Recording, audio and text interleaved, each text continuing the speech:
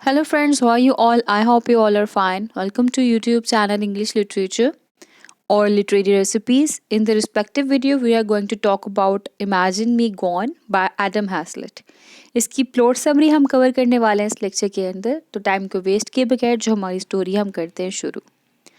हमारी जो respective story है ये दो करेक्टर्स के रिवॉल्व घूम रही है। नंबर 1 है मार्गरेट, जो कि एक अमेरिकन गर्ल है, और है हमारे पास सेकंड करेक्टर जॉन, जो कि एक इंग्लिश मैन है। जॉन और मार्गरेट दोनों एक दूसरे की फियोंसे हैं। बेसिकली क्रिसमस हॉलीडे होती है और क्रिसमस हॉलीडे के लिए मार्गरेट यूनाइटेड स्टेट्स जाती है। जब मार्गरेट वापस इंग्लैंड आती है तो उसको पता लगता है कि जॉन जो है वो हॉस्पिटल में है। जॉन बेसिकली कंटिन्यूसली एक बैटल में था, और वो बैटल कौन सी थी? मेंटल इलनेस की। जॉन मेंटली सिक होता है, डिप्रेशन का पेशेंट होता है, और उस डिप्रेशन की बेस पे उसको हॉस्पिटल एडमिट होना पड़ता है। एनी हाउ जॉन रिकवर हो जाता है, और मार्गरेट जो है वो जॉन से ही शादी करती है। शादी के कुछ टाइम गुजरने के बाद इनके 3 बच्चे होते हैं, मिकाइल, सीलिया और एलिस।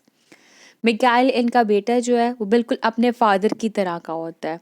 मतलब फादर को भी मेंटल इलनेस फेस करना पड़ी थी, डिप्रेशन का शिकार था, एंजाइटी पेशेंट था। सेम ऐसे ही एंजाइटी अटैक्स, डिप्रेशन और मेंटल इलनेस मिकाइल को भी फेस करना पड़ी थी।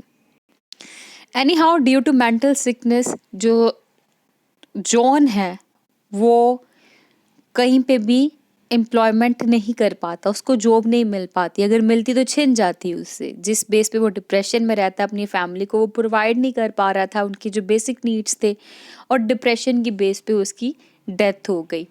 और उसकी डेथ के बाद मिकाइल की कंडीशन जो मेंटल स्टेट थी और ज़्यादा बुरी होने लग पड़ी थी डे बाय डे। जैसे जैसे वो बड़ा हो रहा था वैसे वैसे उसकी मेंटल कंडीशन वर्स होती जा रही थी।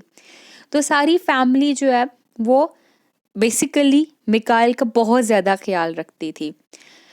अब मिकाइल जो था अपनी मेंटल कंडीशन की बेस पे, अपनी मेंटल इलनेस की बेस पे, अपनी एजुकेशन के अंदर भी एक अच्छा कोई परफॉर्मेंस नहीं दे पाया। उसको उसके कॉलेज से भी निकाल दिया गया था। जब वो ग्रेजुएट स्कूल में गया तो वहाँ पे भी अपनी स्कूलिंग को वो कंप्लीट नहीं कर पाया। अपनी मदर के पास वो वापस आ गया था, और इसने अपनी फैमिली को सपोर्ट करने के लिए कुछ लोन्स लिए हुए थे, कुछ टिप्स लिए हुए थे, वो उनको भी नहीं पे कर पाया। जिस बेस पे इसकी एंजाइटी जो थी वो काफ़ी ज़्यादा बढ़ती जा रही थी, और मेडिसिन के बगैर इसका गुजारा भी नहीं था।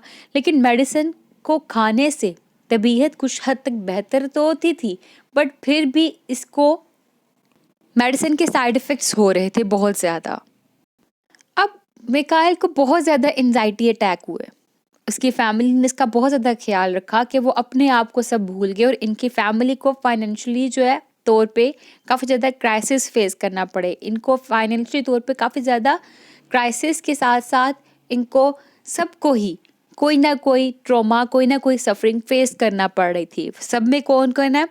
सीलिया है, एलिस है, मार्गरेट है, और मिकाइल खुद है।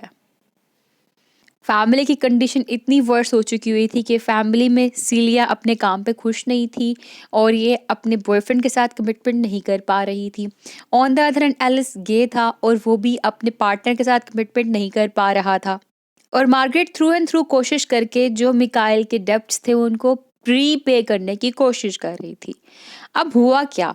क्योंकि मेडिसिन से मिकाइल की तबीयत वर्स हो रही थी और मिकाइल ठीक नहीं हो रहा था, उसको साइड इफ़ेक्ट्स कोई ना कोई हो रहे थे, तो एलिस ने ये डिसाइड किया कि एलिस, सीलिया और मार्गरेट मिलके जो मिकाइल की मेडिकेशन की हैबिट है वो छुड़वाएंगे। मिकाइल भी चाहता था कि वो मेडिसिन के बगैर अपनी ज़िंदगी गुजारे और जल्दी जल्दी रिकवर हो जाए और फॉरवर्ड मतलब आगे जाके बेहतर काम करे। बट हुआ क्या? मेडिसिन छुड़वा दी, और मिकाइल मेडिसिन के बगैर नहीं रह पाया, उसकी डेथ हो गई। लेकिन डेथ से पहले उसने एक मैसेज लिखा था अपनी फैमिली के लिए, और वो मैसेज ये था कि आप सब अपना अपना ख्याल रखो, आप सब अपनी अपनी ज़रूरत पे ध्यान दो। A message he leaves for his family helps them cope with their own issues. और उस मैसेज से क्या हुआ कि जिसके जो जो इश्यूज थे उन्होंने उसके ऊपर ध्यान देना शुरू किया, और फाइनली ऐसा ही हुआ कि ध्यान देने से जो इनके प्रॉब्लम्स थे वो सॉल्व होना शुरू हो गए। सिलिया की भी शादी हो गई। एलिस जो थी Alice is able to commit to someone, इसके साथ भी ये हो गया कि कमिटमेंट एक बंदे के साथ हो गई इसकी। और मार्गरेट नए घर में चले गई। जब मार्गरेट नए घर में चले गई, वहाँ पे वो जॉन को रिकॉल करती थी, उसकी मेमोरीज को रिकॉल करती थी, लेकिन वो उदास या डिप्रेस नहीं होती थी। और इसी के साथ जो स्टोरी है उसकी एंडिंग हो जाती है। तो आई होप कि आपको समरी क्लियर हो चुकी होगी। Thank you for watching this video. Stay tuned with us. Take care. अल्लाह हाफिज़।